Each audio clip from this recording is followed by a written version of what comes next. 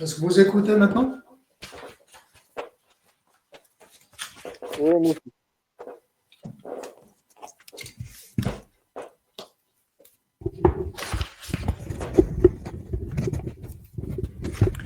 Bon, voilà. Donc, vous prenez votre série d'exercices. Donc, on va faire le problème numéro 2. Oui?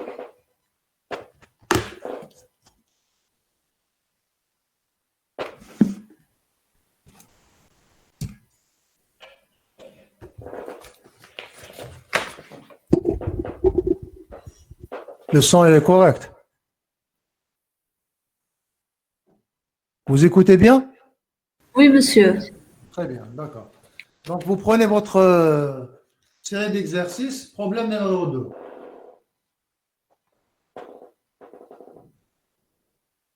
Donc, problème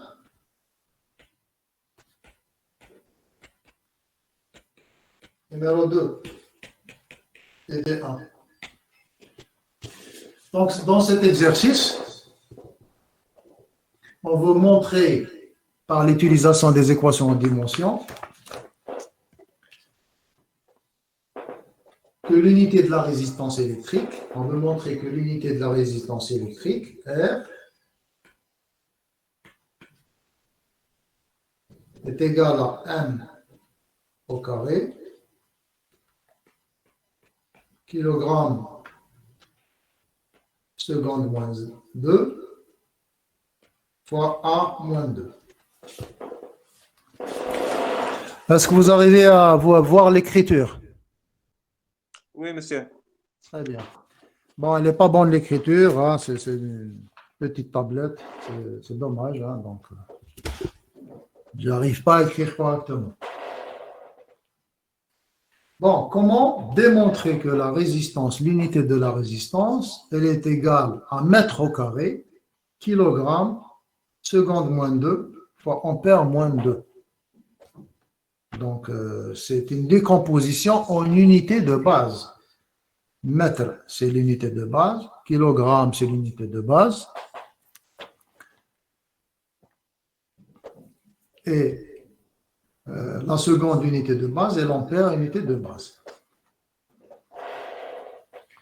Voilà, donc on va écrire que la résistance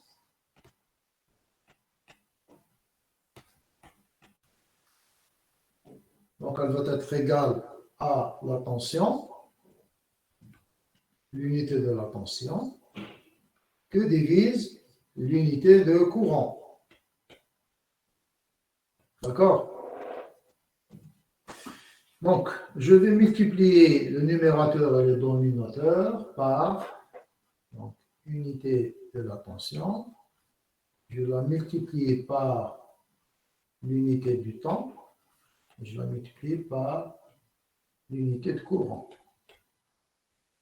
Je divise par donc le courant au carré fois le temps. J'ai multiplié par le temps fois le courant au numérateur et au dénominateur. Pour essayer de faire ressortir quoi? Ressortir ici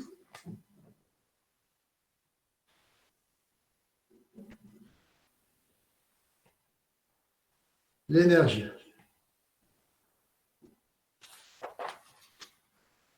Donc, on va écrire que la tension fois le courant fois le temps est égal à l'énergie. Divisé par le courant au carré fois le temps.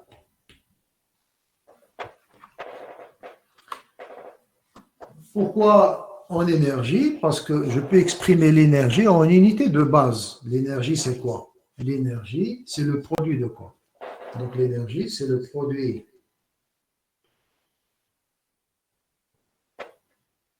de la longueur fois la force. Divisé toujours par Monsieur. Oui, La tension fois le temps fois l'intensité. oui. Fois le... نجبناها. Non, j'ai multiplié par le numérateur et le dénominateur de la même manière. Regardez. Ah. Hmm.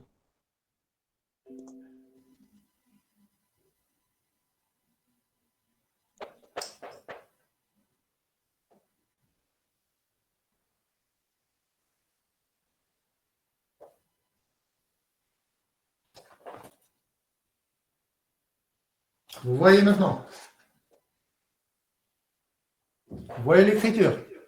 Oui, monsieur, c'est bon. Ça. Maintenant, la résistance est égale à la tension sur le courant.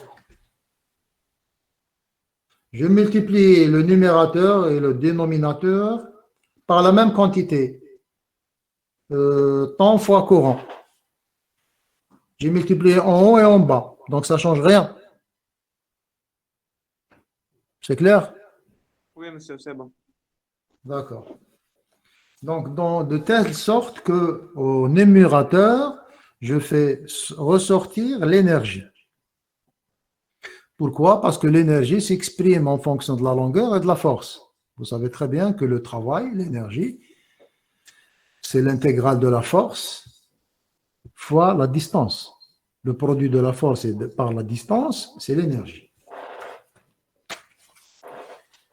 Voilà, donc force fois la longueur divisé par courant au carré fois le temps.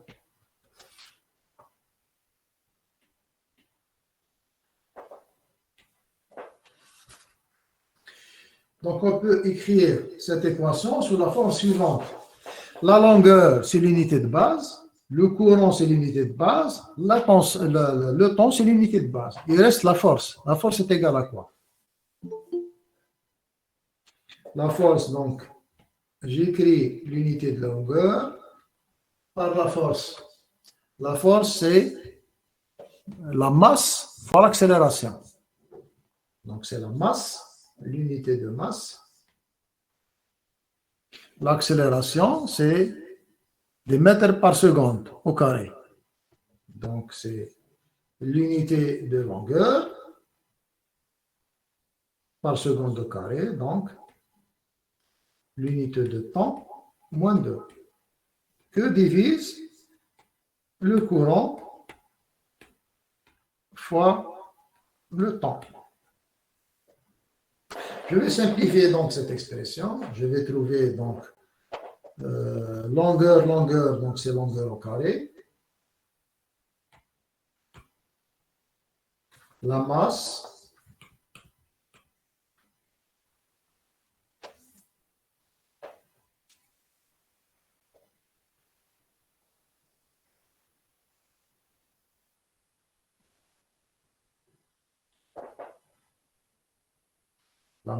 fois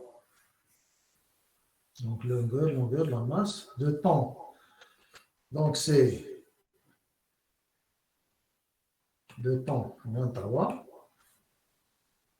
fois le courant moins 2. Voilà ce qu'on trouve.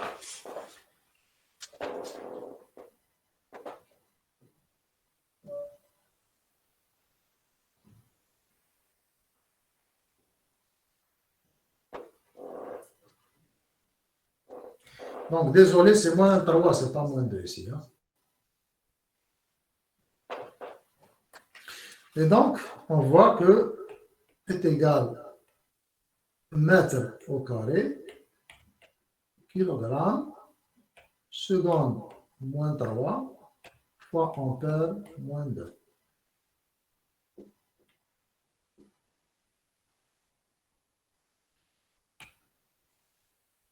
Voilà. Ça, c'est le résultat.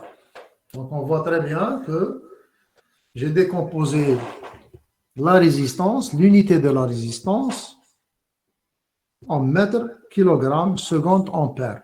Donc, regardez très très bien que la résistance dépend de la masse, de la longueur, dépend de l'unité kilogramme dépend de la seconde et dépend de l'intensité du courant. Voilà, ça c'est un premier problème. S'il n'y a pas de questions, je passe à un deuxième problème. C'est bon?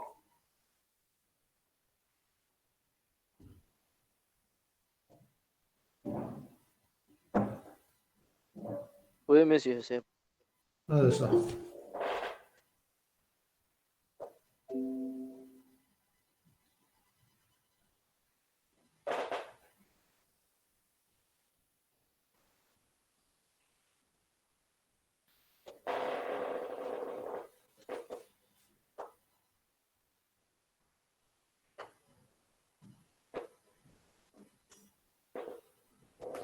Donc, on va faire le problème 3.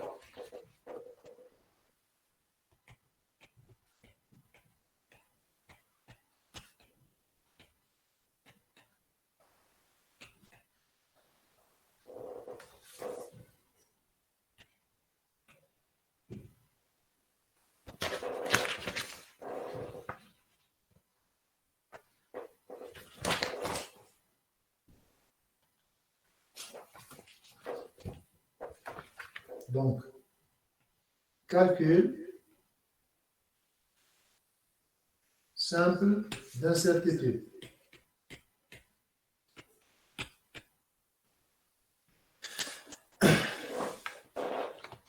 Dans cet exercice, donc, vous avez une copie normalement, on se propose de calculer l'incertitude delta R sur la mesure de résistance. C'est simple, c'est un exercice simple. Je vais arriver à quelque chose de très intéressant. Pour cela, on sollicite la résistance R par une tension U et on mesure le courant I parcourant cette résistance. Comment mesurer une résistance? D'une manière simpliste, je prends la résistance.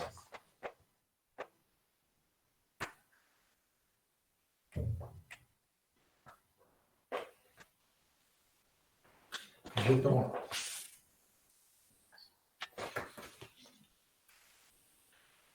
Donc, je prends une résistance R. Donc, j'impose une tension U. Et donc, une fois que j'impose la tension U, elle sera parcourue par un courant I.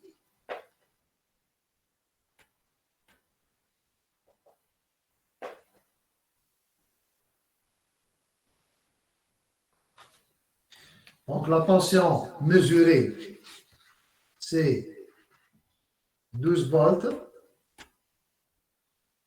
avec une incertitude delta U est égale à 10 milliampères, 10 millivolts.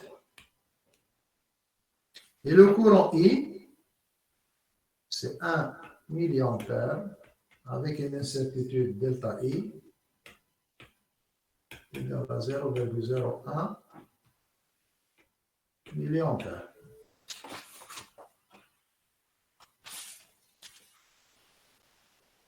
Donc, on veut calculer la résistance, c'est simple, et l'incertitude sur la résistance. Donc, la résistance, c'est R, c'est très simple, c'est U sur I. Et donc, c'est 12 volts sur 10 puissance moins 3. Et donc, c'est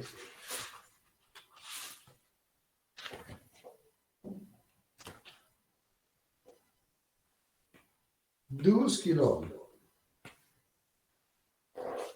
On trouve 12 kilo.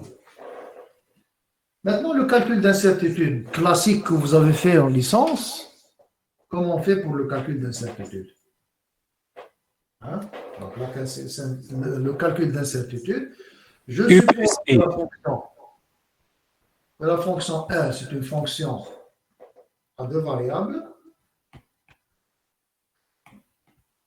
en fonction de U et I. Donc, je peux écrire la différentielle totale de R sous la forme suivante. Donc, je peux écrire que delta R vaut delta R sur delta U fois delta U plus la différentielle de la fonction R par rapport à I fois delta I. Voilà le calcul d'incertitude sur R. Ça veut dire que je calcule ces deux différentiels. Donc, c'est des dérivés partiels. Et donc, leur calcul donne quoi? Donc, ça va être égal à 1 sur I. La dérivée de R par rapport à la tension, ça donne 1 sur I.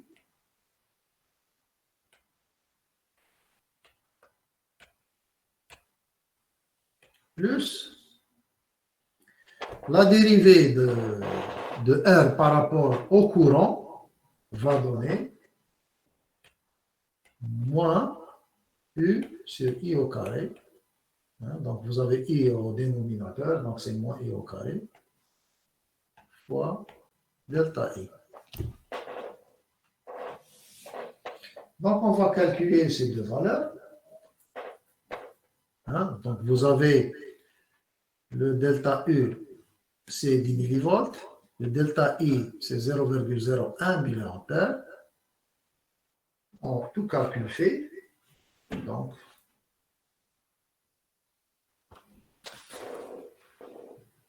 delta R va être égal à 1 sur I. Donc, le I, c'est 1 milliampère. 1 sur 10 puissance moins 3. Voilà le delta U. Delta U, donc, c'est 10 millivolts. 10 puissance moins 2. Plus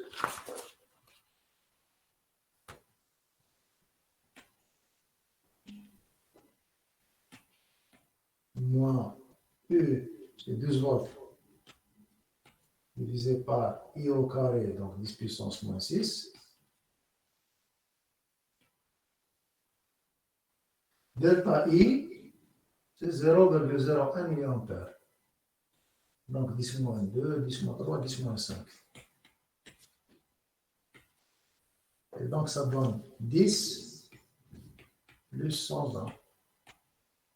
Monsieur, Hein? delta, Oui. delta U, 10 puissance moins 3, mais moins 2.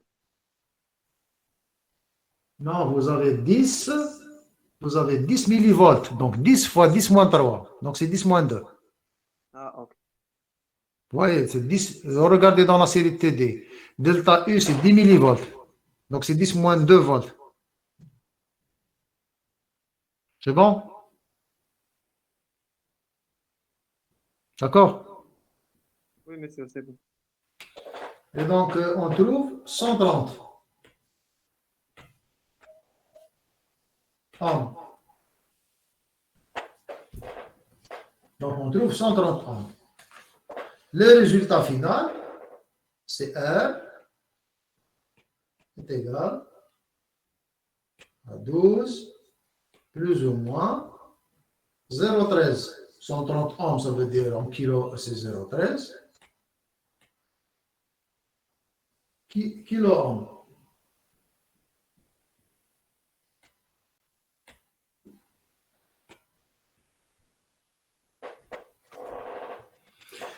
Donc voilà, on va faire une erreur sur la résistance de 0,13 kilo. Voilà. Si on fait une erreur sur la tension de 10 millivolts, sur le courant 0,01 milliampère, eh ben, le résultat d'erreur sur la résistance, c'est 12 plus ou moins 0,13 kilo. Bon, est-ce que ce résultat, il est vrai? On veut discuter seulement parce qu'on va faire ça en profondeur dans un autre chapitre. Est-ce que ce résultat est vrai? Je préfère qu'on le fait en présentiel. Hein? J'espère. Ça, on vous a appris pendant longtemps ce calcul d'incertitude. Mais en réalité, ce calcul d'incertitude, il est légèrement erroné. Pourquoi? Parce que ici, c'est le calcul d'erreur maximale. Ça veut dire quoi? Généralement, quand on fait une mesure, vous avez l'erreur sur la tension et l'erreur sur le courant. Est-ce que l'incertitude delta vont être en même temps, maximales en même temps, les deux paramètres? En pratique, ce n'est pas toujours le cas. C'est pour cela que le vrai calcul d'incertitude, il est plus développé que ça. Donc, on verra dans un autre chapitre comment calculer exactement l'incertitude. Bon, voilà, ça c'est un deuxième exercice hein, qui est facile. On essaie d'aller doucement, hein, donc c'est très facile comme exercice. On va voir le problème 4.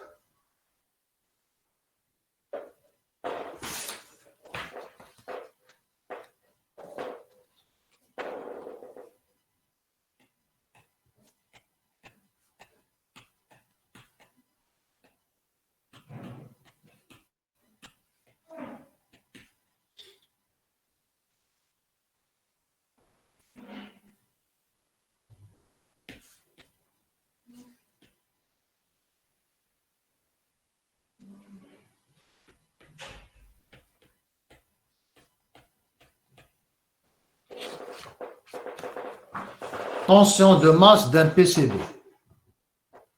Bon, l'énoncé de l'exercice.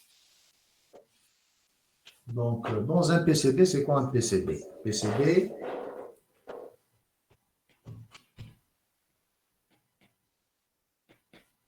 printed circuit board.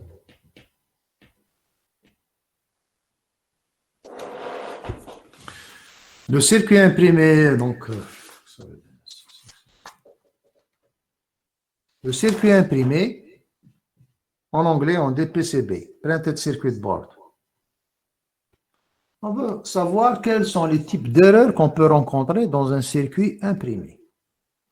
Donc, l'exercice est le suivant. Le test de la couche de dessous, solder layer, donc la couche de dessous, d'un PCB, d'un circuit imprimé, permet l'analyse de la piste de masse en cuivre. Généralement, les épaisseurs de cuivre des PCB, là, il y a plusieurs normes.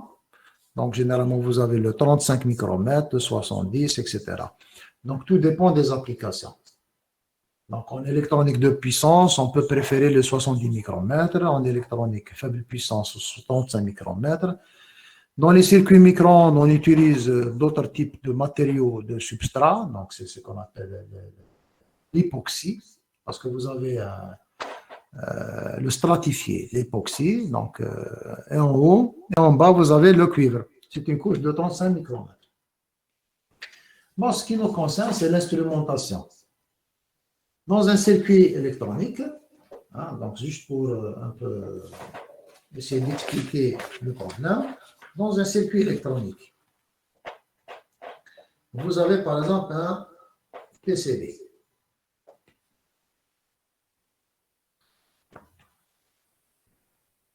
Ça, c'est un PCB.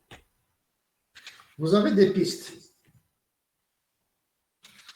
Des pistes, par exemple, vous avez une piste ici, une pin.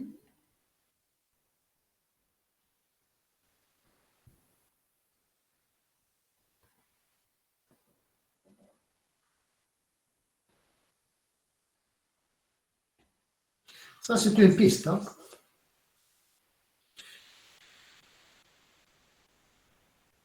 Supposons que la largeur de cette piste, donc 0,5 mm par exemple, 500 micromètres. La longueur, par exemple, la longueur de toute cette piste, elle, 5,3 cm.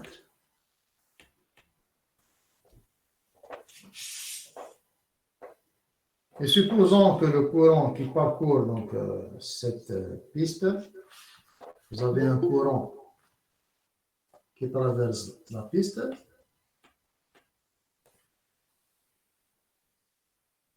Est égal à 0,3 ampères.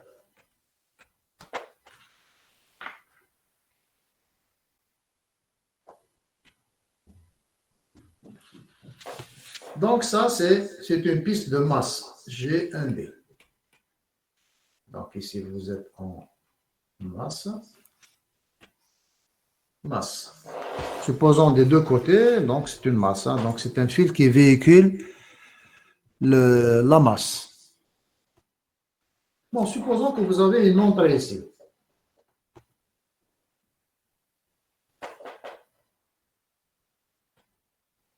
Donc, une entrée qui va vers un circuit. Hein. Ici, une sortie.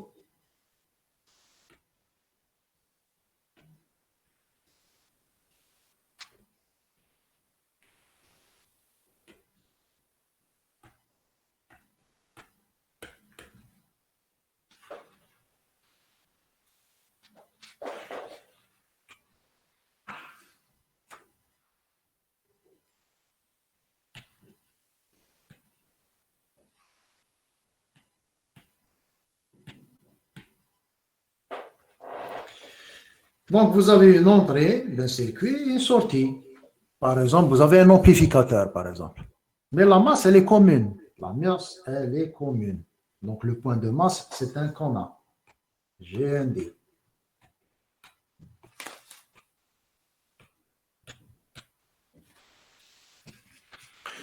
Bon, on suppose que la tension entre les deux points de masse, en entrée et en sortie, on suppose théoriquement, elle vaut 0.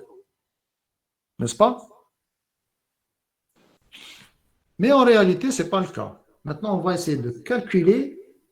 Vous avez le courant de masse, généralement dans un circuit électronique, dans un PCB. Le courant le plus élevé, il est dans la masse. Parce que tous les éléments du circuit, donc le courant passe par cette masse. Et donc, dans la masse, c'est le courant le plus élevé. Donc ici, dans cet exercice, c'est 0,3 ampères. Supposons qu'on est en train de mesurer une tension ici, input, V, entrée. C'est-à-dire, on veut amplifier une tension, par exemple, de 1 millivolt. Ou 10 millivolts, pardon. Une tension de 10 millivolts.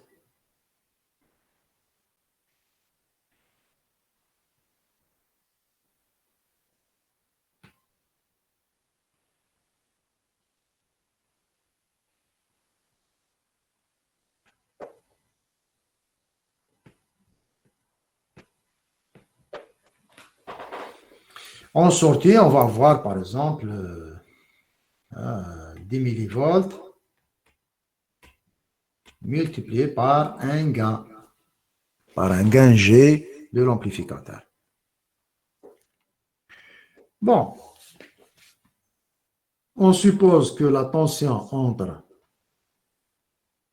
donc le GND 1, le GND 2,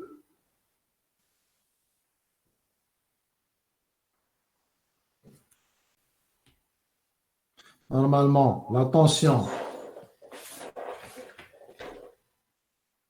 V GND 1 moins tension V GND 2, normalement, devrait être égal à 0.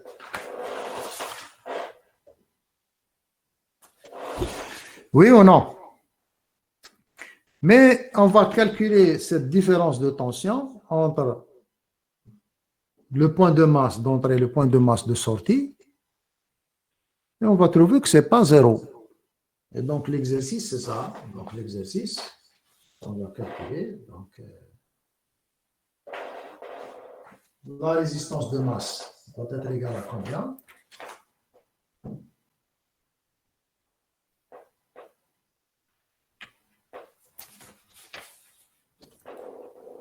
R,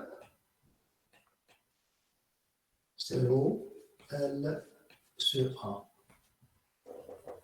Donc A, c'est la section du fil de masse, L, c'est sa longueur, et ρ, c'est la résistivité de quoi? Du cuivre. Donc est égal à la résistivité du cuivre multiplié par la longueur de la piste divisé par la section qui est égale à E, l'épaisseur 35 micromètres, multiplié par W, la largeur. Et je fais le calcul. Donc la résistivité du cuivre, c'est 1,68 10 puissance moins 8 multiplié par la longueur qui est 5,3 10 moins 2 5,3 cm. Divisé par l'épaisseur 35 micromètres, 10 puissance moins 6, multiplié par la largeur qui est 500 micromètres, 500, 10 moins 6. Donc, si on fait le calcul, donc,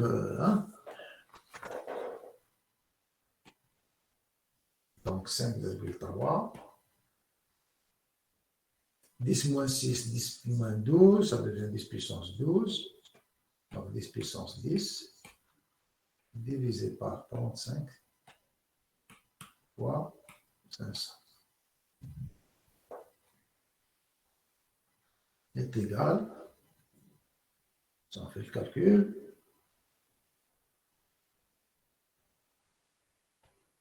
51 milliamps.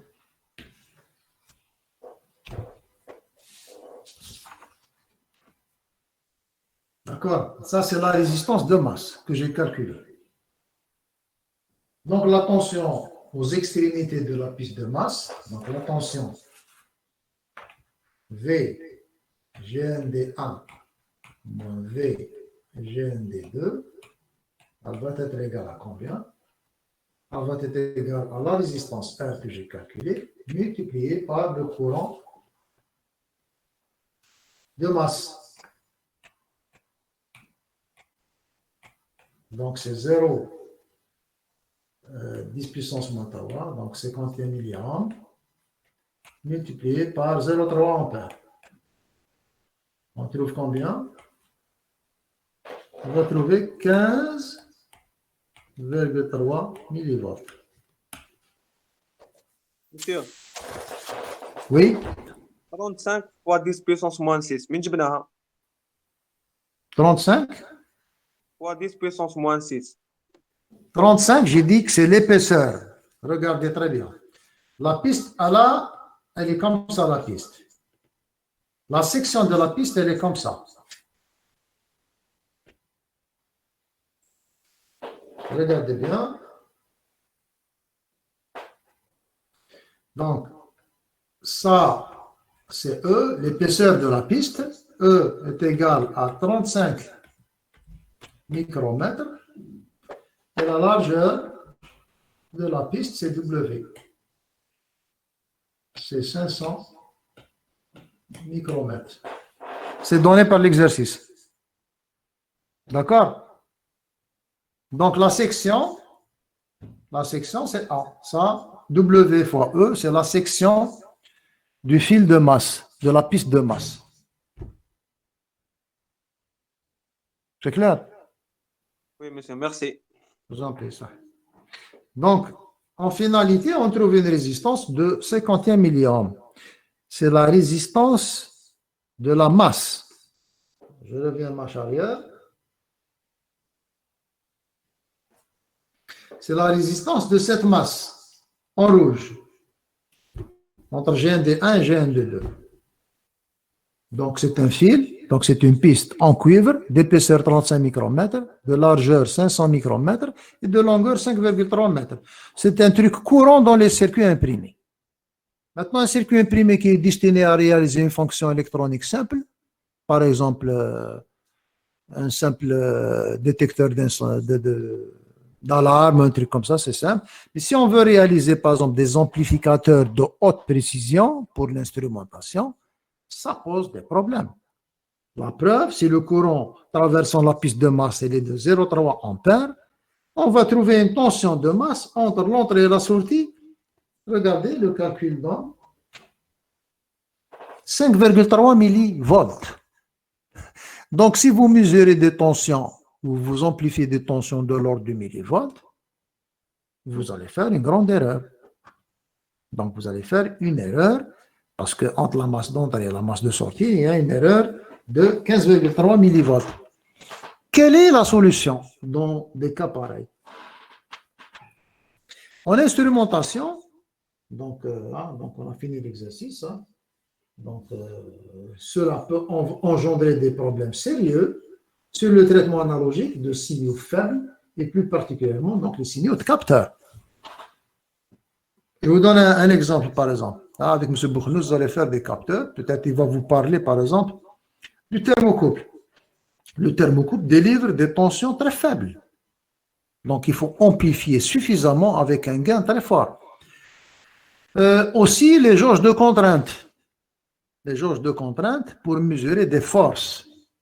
On les place sur des structures mécaniques. Et les jauges de contrainte, surtout métalliques, peut-être vous avez fait ça en licence, leur variation en résistance, elle est très faible. Et donc, ils délivrent des tensions en fonction de la force très faible, de l'ordre inférieur au millivolt. Donc, on doit faire très attention à l'amplificateur qui va amplifier ce genre de signal. Donc, généralement, en instrumentation, on utilise ce qu'on appelle un plan de masse. Donc, ground plane, c'est-à-dire dans les conceptions de PCB, on utilise des logiciels. Par exemple, certains logiciels qui sont utilisés pour la conception de circuits imprimés, hein, donc peut-être vous connaissez, Sprint Layout, hein, donc je vous donne l'énumération de ce genre. Donc, logiciel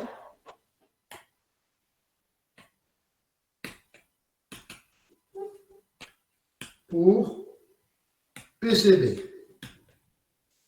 Vous avez un Sprint Layout. Le logiciel allemand, bon, vous pouvez le craquer, mais il y a la version 2019 existe, c'est-à-dire la version 2000. Voilà, vous le connaissez. Donc, Sprint Layout, avec Sprint Layout, vous pouvez fabriquer un circuit imprimé pour l'instrumentation, c'est-à-dire vous pouvez faire le plan de masse. En instrumentation, il faut faire toujours un plan de masse, justement, pour minimiser la résistance de masse. Ça pose un problème, la résistance de masse. Vous avez un autre logiciel qui est Ares. Ares, c'est la Proteus, vous connaissez peut-être. Ares, c'est un logiciel de conception de circuits imprimés. L'avantage de Ares, c'est que vous pouvez directement aller de la simulation du circuit, ISIS. Vous avez le Proteus intègre ISIS et Ares. ISIS, c'est pour faire la simulation du circuit. Par contre, Ares, c'est pour faire le circuit imprimé. Ce que vous pouvez importer, c'est ce qu'on appelle la netlist. La netlist, c'est-à-dire le fichier connexion des différents composants qui sont sur le fichier simulation, ils peuvent être exportés vers le fichier, vers Ares. Donc, il peut réaliser des circuits. Mais bon, il y a des avantages et inconvénients avec Sprint Layout. Il y a Eagle.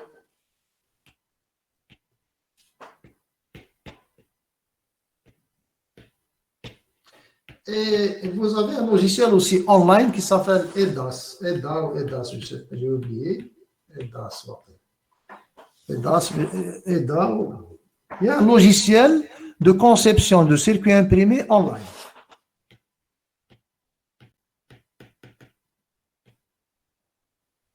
Donc, il y a pas mal de logiciels là. Non? Voilà. Maintenant, ça, c'est pour la conception des circuits imprimés faible fréquence, hein. Donc, pour l'instrumentation. Si on veut faire de la conception des circuits très haute fréquence, hein, dans le domaine de la radiofréquence, on utilise d'autres logiciels. Il y a d'autres logiciels qui sont utilisés, hein. Voilà, donc ça, c'est 3 exercices. Donc, bon, on peut faire un autre exercice, mais bon, je vous donne l'énoncé. Le positionnement par GPS. D'accord? Le positionnement par GPS.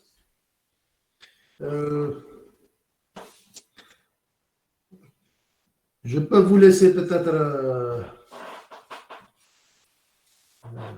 Bon, je vous pose la question. Est-ce que l'écriture avec le son et son concordance, etc., est-ce que vous arrivez à assimiler de cette manière-là? هاي مليح هاي. D'accord. Oui, Et, monsieur. hein? هكذا خير. Ah, d'accord. Donc, bon, des fois, ça me pose un problème avec l'écriture parce que je touche à la main, etc. Des fois, ça saute. Mais bon, c'est pas comme le tableau, hein. مسيو Oui. ما فهمناش الانسيرتيتود كيفاش حسبناها. L'incertitude, attends, je reviens, ma chérie. كيفاش عوضناها وحسبناها. Allez. وي مسيو. Non, j'ai dit que l'incertitude, ici, remarquez, la résistance, c'est le quotient entre NAM. Oui. La résistance, c'est le quotient entre la tension et le courant. Ça, c'est connu. La tension et le courant, c'est deux variables. Donc, la résistance dépend de deux variables, le courant et la tension. Donc, c'est en réalité une fonction à deux variables. R est égal à F de U et de I. Le résultat, tu un calcul d'incertitude, vous le connaissez très bien. Le calcul d'incertitude de la division, de la multiplication, de la soustraction, c'est tout en licence normalement. Mais là, j'ai voulu le démontrer seulement pour comprendre. En réalité, la variation de la résistance par rapport à la tension et par rapport au courant, c'est une différentielle. C'est une différentielle totale, ce qu'on appelle en mathématiques la différentielle totale. Ça veut dire que la fonction, cette fonction, R, qui est égale à la fonction de la tension et du courant, je fais la différentielle totale. En mathématiques, la différentielle totale, c'est ça, est égale à la dérivée partielle de la résistance par rapport à la tension, que multiplie la variation sur la tension, plus la dérivée partielle de la résistance par rapport au courant, que multiplie le delta I. Ça, c'est un résultat mathématique. Maintenant, quand je dérive la résistance par rapport à la tension, vous dérivez la résistance par rapport à la tension, qu'est-ce que ça donne? Je dérive la résistance par rapport à la tension, je suppose que I est constant. Ça veut dire qu'elle donne 1 sur I. Voilà. La première dérivée donne 1 sur I. La deuxième dérivée, la dérivée de la résistance par rapport au courant. Le courant, il est dans le dénominateur. Donc, vous savez que la dérivée de 1 sur x est égale à moins 1 sur x au carré. Vous connaissez cette dérivée. Donc, je vais écrire que la dérivée de la résistance par rapport au courant, c'est moins U sur I au carré, que multiplie bien sûr delta I. D'accord? Avec ce résultat, je peux calculer l'incertitude. Donc, je remplace ici le courant, donc 1 sur 10 sur 3, d'accord? Fois l'erreur sur la tension, l'incertitude, 10 moins 2, plus moins 12 sur 10 moins 6, puis 10 moins 5. Donc, vous remarquez ici que c'est valeur absolue, parce que dans le calcul d'incertitude, on utilise la valeur absolue. On calcule l'erreur maximale. Et on trouve, donc tout calcul fait, on trouve 130.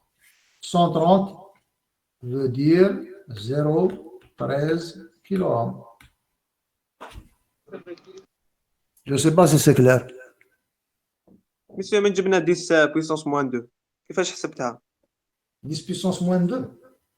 10 puissance moins 2, c'est delta E.